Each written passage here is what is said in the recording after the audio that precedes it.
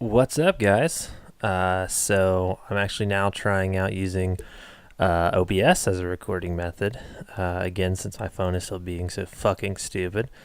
Um, and the built-in Windows 10 camera app had a horrible hiss because the audio was coming through the webcam. But now hopefully the audio is coming through this here mic, which I use for streaming. So we'll see how this one goes. Sure. What to talk about today? Man, I'm in a strange place mentally. Not necessarily to say that I am unhappy, I guess, or like upset. I just have had a strange go through of emotions from various sources over the past like 24 hours or so. But yeah, it's very odd. So like I played in my first real like professional style Fortnite stuff and got fucking annihilated. And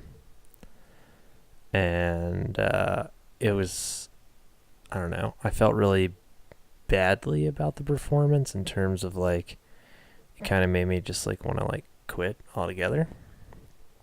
But I think it had to do with me and the guy that I was playing with hadn't played together like in a competitive environment before. We just played together like just for fun, and so I think our play styles probably aren't compatible. Which got me thinking, because I'm not sure that anyone that I play with, my play style is compatible with for a competitive environment, which is not a good thing. And so, of course, that led me to the train of thought, like, is the way that I play just not conducive to a competitive environment? But like the video I just uploaded, I feel like my game IQ is like there, like definitely, like 100%. I feel like I have superior game IQ to even people that win more and get more kills than me. I feel like that I've played with. I feel like my game sense is better, and that could just be because I think very highly of myself. I'm smart enough to not realize that I'm a little biased there, but I don't know. It's just something about like I feel like a lot of times when I'm making call outs or when I'm making predictions on other people's movements, I'm right. And a lot of times the people that I'm playing with either aren't taking it as seriously, because again, this is mostly just fun. I just try to practice, doing all of that when I'm, playing for fun. But like, I don't know. I spent too much time talking about Fortnite, but it's something that's like kind of important right now. I think I mentioned in a previous vlog at some point this week. This week's all been kind of a blur for vlogging because I had so many fucking issues with it. That like I felt like I'm going to take a brief tangent. I feel like I'm not even looking at the camera because I'm trying to look at the camera, and I glance down and I see my eyes move, and I'm just like, man, did I even look in the fucking camera? Maybe I did, maybe I didn't. I don't know. Hopefully I'm looking at you guys, not just like slightly to the left. But yeah, I just feel like I'm right at the cusp of like really being able to break through and like understand just something about the game that I'm just not grasping right now. And it's like today and yesterday are perfect examples because I felt kind of shitty about just how I was playing, so I just quit playing and didn't play. But like last night before I got off, I dropped 2 5-kill games in a row, second and third place. Didn't get the win. That's fine. Then like today I get on, drop, textures don't load immediately, get killed. All right, whatever. Drop, 6-kill win. Perfect game. It's what I uploaded. Drop, 0 kills. Drop, 0 kills. Drop, 4 kills in tilted. My controller disconnects. I probably could have got more. drop 0 kills.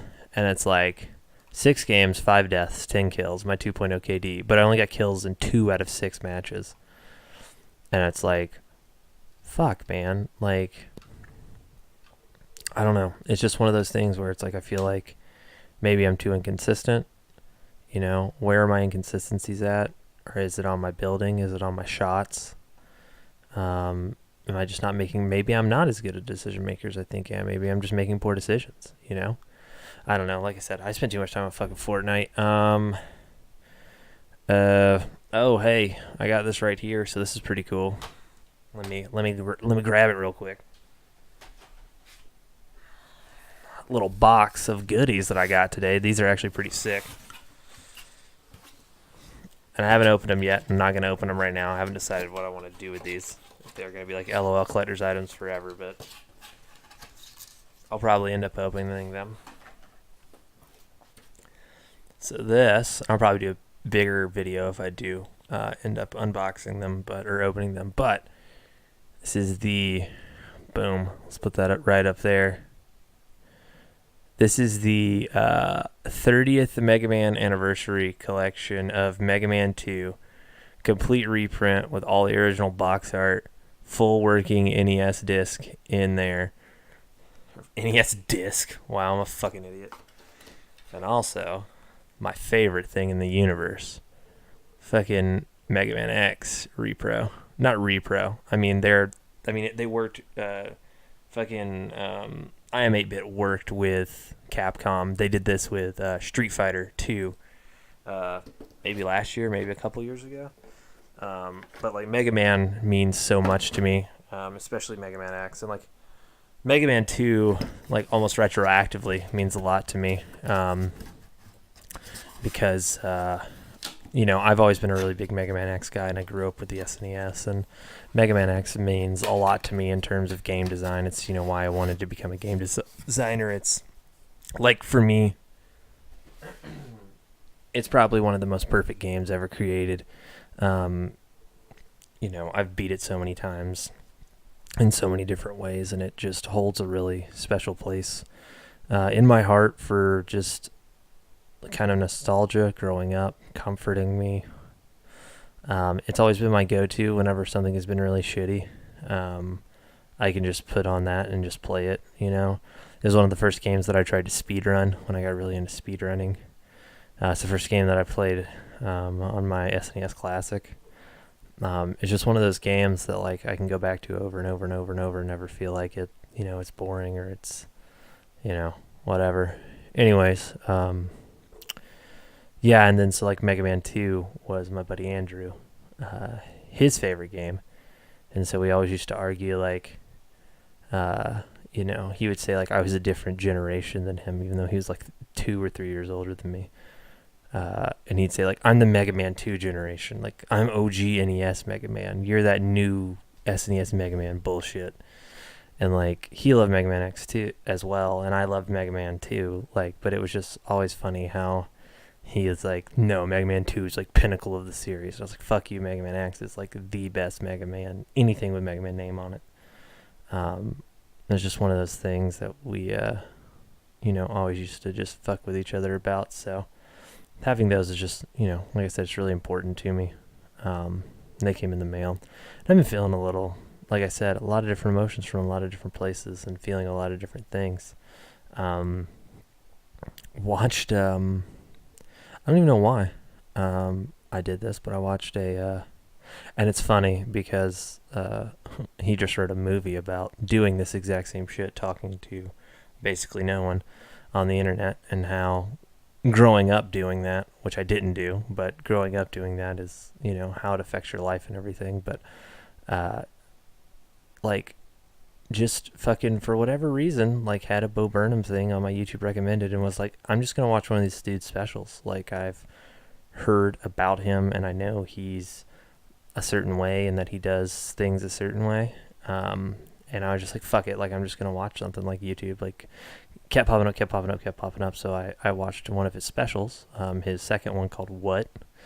And I was like, okay, like this is pretty funny. Like I understand why people thought he was funny. I understand why people thought or think rather, I guess, that he's clever. He has a lot of clever lyricism. He has a lot of clever play on words, and he deconstructs things, and his satire is very clever. But then I watched a video called Art is Dead, or a song, I guess. And that has just been stuck like in my head, just like pounding over and over and over. And it resonated with me like so heavily. And not even from like, because the song is all about like, art is like an illusion, like entertainers are just fucking children who never grew up and never matured, and like they're addicted to getting attention, but they get paid to give for people to pay attention to them.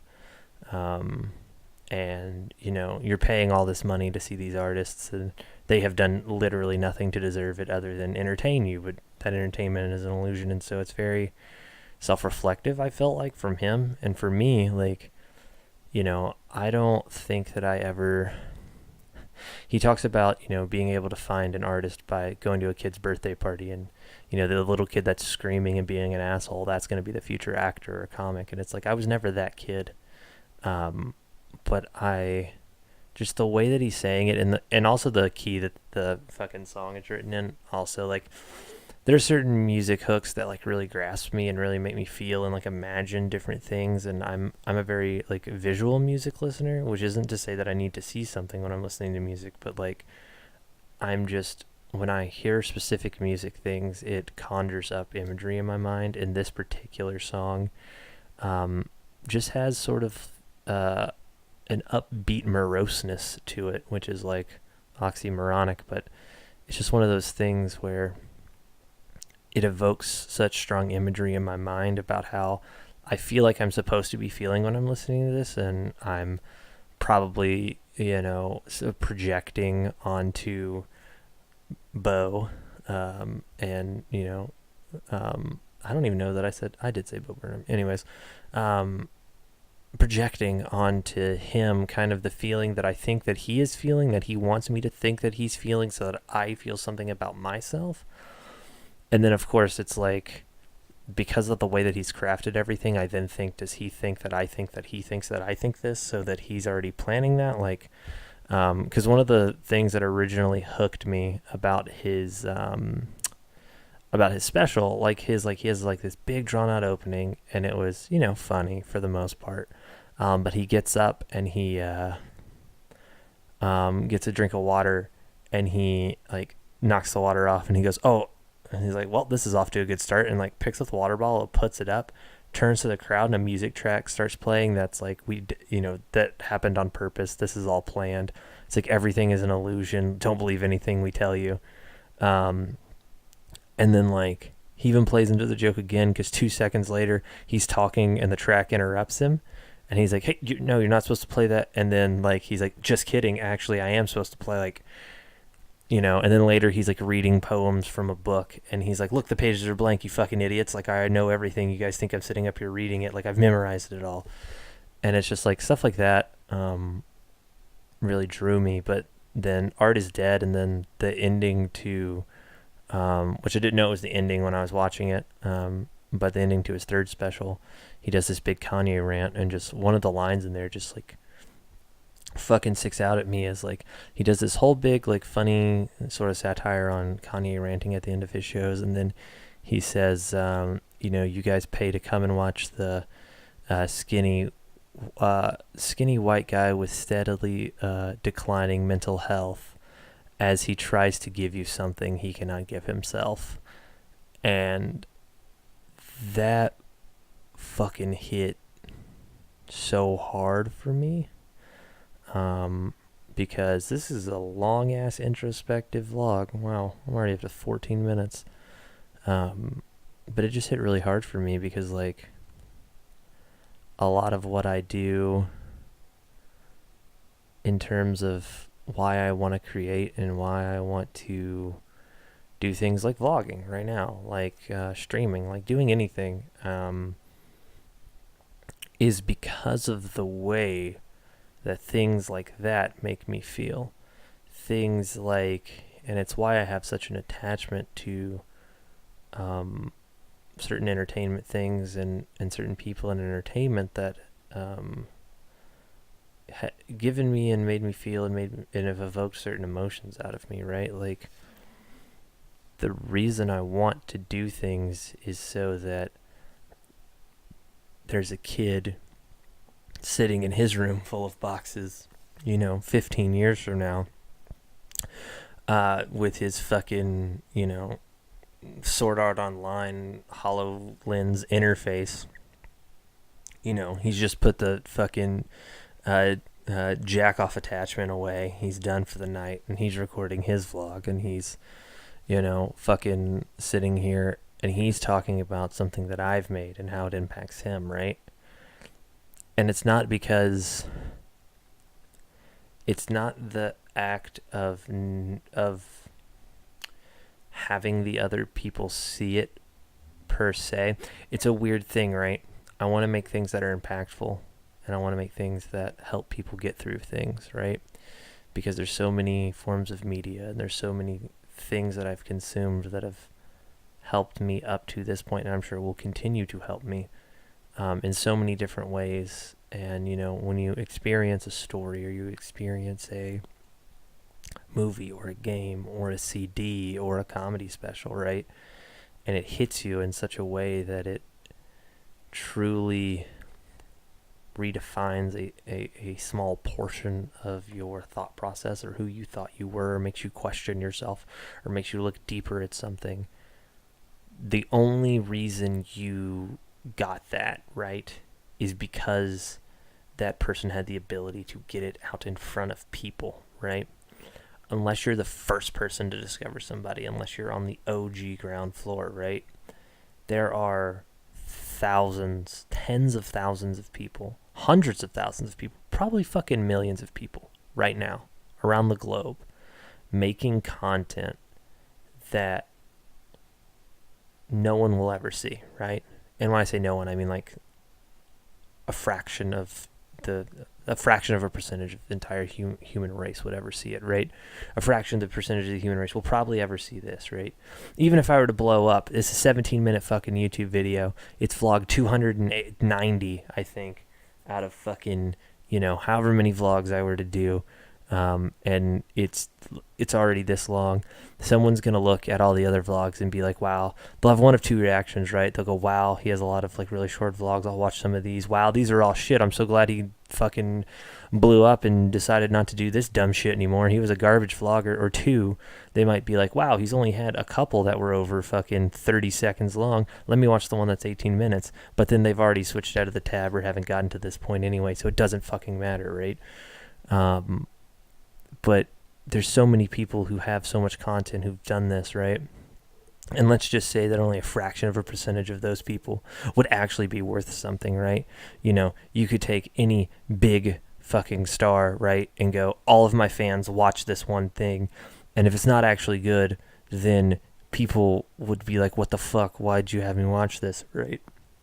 So even if you shone a spotlight directly onto all of these people, you somehow convinced every major person in the universe to fucking find one person and say, hey, support this person. Let's say only a fraction of a percentage of those people, but that's still hundreds of people who have an amazing message who aren't being heard, right? That's why I feel like it's such an interesting thing. It's the catch-22 of fame, right? Because it's like you have a message, you want to talk about it.